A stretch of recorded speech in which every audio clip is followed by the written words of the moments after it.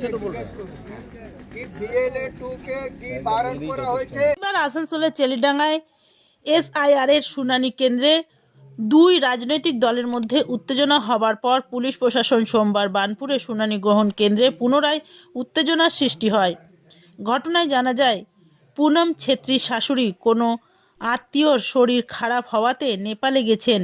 এদিকে শুনানির নোটিশ পাওয়াতে নির্বাচন কমিশন তাকে সশরীরে হাজির হতে নির্দেশ দিয়েছেন। পুনম ছেত্রী সব তথ্য দিলেও গ্রহণযোগ্য নয় বলে জানিয়েছেন নির্বাচন কমিশন।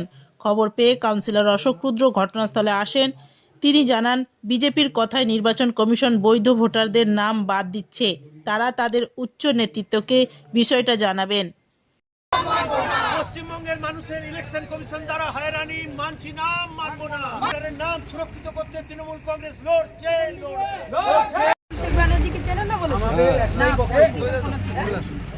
ওইভাবে কথা হবে না। কথা বলে দিন। আপনি স্যার না, আপনি বললেন যে কোনো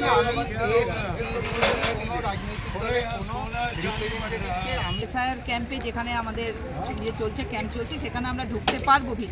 ভিতরে পুরো লাইন দিয়ে মানুষরা, সাধারণ মানুষরা, আমাদের ওয়ার্ডের মানুষ আছে, আশেপাশে ওয়ার্ডের মানুষ আছে, এটা পিএইচই অফিস, লাইন দিয়ে রোদের মধ্যে দাঁড়িয়ে আছে। আমরা ভিতরে ঢুকতে যাচ্ছি, গেট বন্ধ করে দিয়েছে, বলছে গেটের ভিতরে ঢোকার পারমিশন নেই। এমনকি বলছে কোনো পলিটিক্যাল ফিগারকে আমরা চিনি না, আমরা কোনো নেতা মন্ত্রীকে চিনি না, আমাদেরকে লিখিত দেখান। তো আমরা বলছি যে আপনি লিখিত দেখান যে BLO 2 ওখানে ঢুকতে পারবেন না, সেটা ওনারা দেখাতে পারছেন না, কিন্তু আমাদেরকে ভিতরে ঢুকতে দিচ্ছে না। এক ফোঁটা জলের ব্যবস্থা নেই যে ভিতরে মানুষরা লাইন দিয়ে, রোদের মধ্যে লাইন দিয়ে দাঁড়িয়ে আছে। Green Asansol, clean Asansol.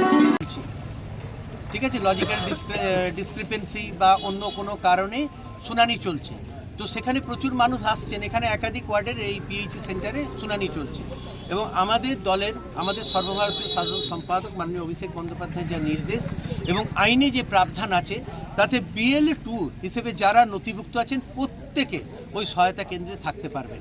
কিন্তু এখানে দেখা যাচ্ছে ইলেকশন কমিশনের যে আধিকারিকরা এসছেন, তারা নির্বাচন আধিকারিকরা, তারা কিছু অদ্ভুত ফরমান জারি করেছেন এবং আমার সঙ্গে ফোন কথা বললেন, তারা কেউ বাইরে আসতে রাজি নন এবং তারা যেহেতু পুলিশ প্রোটেকশন নিয়েছে, আমরা কোনো রকম উচ্ছৃঙ্খল কোনো আচরণ এখানে হতে দেবো না, সেটাও যেমন বদ্ধপরিকর, কিন্তু প্রত্যেকটি মানুষের নাগরিক অধিকার সুরক্ষিত করার জন্য আমাদের দল মনে করে যে BLO 2 এর থাকা অত্যন্ত জরুরি। BLO 2 তে যে ঢুকতে দেওয়া হচ্ছে না, আপনারা দেখতে পাবেন কত বয়স্ক মানুষ এখানে আসছে। তো সেই ক্ষেত্রে আমার বলার বক্তব্য একটাই, যে এর তো কোনো লিখিত আদেশ থাকবে কেন্দ্র সরকারের, কেন্দ্রের যে আদেশ নির্বাচন কমিশন থেকে দেওয়া হয়েছে, সেই আদেশ তারা দেখাতে পারছে না। তারা আমাদের কাছে চাইছেন যে কিছু করে আপনারা দেখান আপনাদের কাছে আদেশ আছে।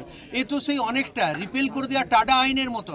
টাডা আইনে একটা সময় দেখা যেত যে কোনো সংখ্যালঘু মানুষকে বা মাকোপায় অ্যারেস্ট করা হতো, তারপর বলো তো তুমি প্রমাণ করে দাও তুমি টেরোরিস্ট নও। এ তো ঠিক সেই ধরনের জিনিস। আপনি দেখান আপনার কাছে আছে, তো আপনি দেখান যখন আমাদের আটকাচ্ছেন।